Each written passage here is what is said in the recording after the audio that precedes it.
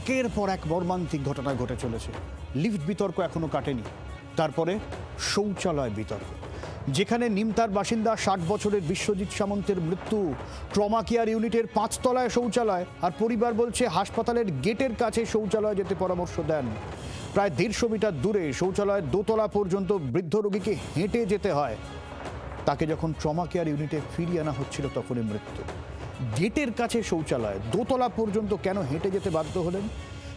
মৃতের ছেলে কি বলছেন একটু শোনাই আপনাদের। যে ডাক্তার ছিল আমাদের দেখছিল, তাকে কনসাল্ট করলাম, তো তিনি আমাকে বললেন যে বাইরে যেতে, ওখানে আছে। দেন বাবা বাইরে একটা সুলভ শৌচালয় কমন বাথরুমে নিয়ে যাও, আমাকে দেখালো যে ওইখানে আছে, ওখানে নিয়ে যাও, আর সকালবেলা আউটডোরে দেখিয়ে নিও। পেরেছিলেন তখনই ওনার খুব শরীরটা খারাপ, ওই তখনই হচ্ছিল শরীর খারাপ। এবার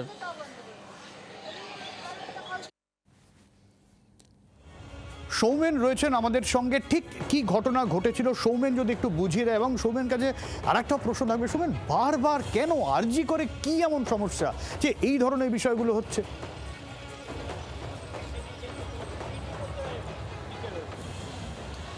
দেখো, একদমই তাই। লিফট বিতর্ক কাটতে না কাটতেই আবারও কিন্তু আরেকটা বিতর্কের মুখোমুখি আরজিকর হসপিটাল, এবং আমি এই মুহূর্তে রয়েছি আরজিকরের ট্রমা কেয়ারের সামনে। এবং যে ছবি দেখাবো, যে আরজিকর ট্রমা কেয়ারের সামনে যখন গতকাল গভীর রাতে বিশ্বজিৎ সামন্তকে নিয়ে আসা হয়, বছর 60-এর এই বৃদ্ধকে, এবং তিনি কিন্তু শ্বাসকষ্টজনিত রোগে কিন্তু আক্রান্ত হয়ে তাকে প্রথমে এখানে নিয়ে আসা হয়। এবং পরবর্তী সময় যখন তার চিকিৎসা চলছিল, হঠাৎই বাড়ির লোক ডাক্তারদেরকে জানায় যে শৌচাগারে নিয়ে যাওয়ার কথা, এবং সেই সময় তাকে ডাক্তাররা অনুমতি দিলে তাকে কিন্তু সেই শৌচাগারে নিয়ে যাবে বলে যখন পরিবারের লোকজন শৌচাগারে খোঁজ করে, সেই সময় বলা হয় যে আরজিকরের ঠিক গেটের বাইরে, আমি যে ছবি দেখাচ্ছি, ঠিক 100 মিটার ডিস্টেন্সে যে শৌচাগার রয়েছে সেইখানে নিয়ে যাওয়ার কথা, এবং এইখানেই কিন্তু তাকে নিয়ে আসা হয়। এবং তার কিছুক্ষণ পরেই তাকে যখন আবারও ট্রমা কেয়ারে নিয়ে যাওয়া হয় গ্রাউন্ড ফ্লোরে, যখন তার চিকিৎসা চলছিল, সেই সময় কিন্তু তার কিছুক্ষণ পরেই তার মৃত্যু হয়। এবং এই ঘটনার পর কিন্তু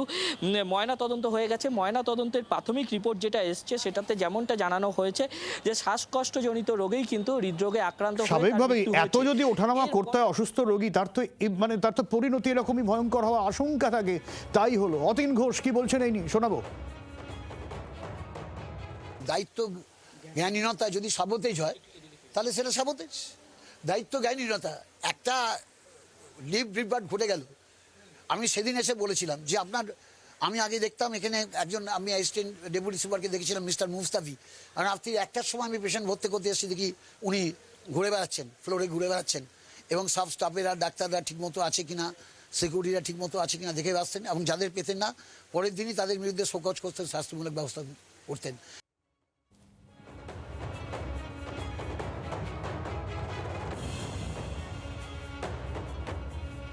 হাসপাতালের এমএসভিপি সপ্তর্ষি চট্টোপাধ্যায়ের বক্তব্য শোনাই আপনাদের।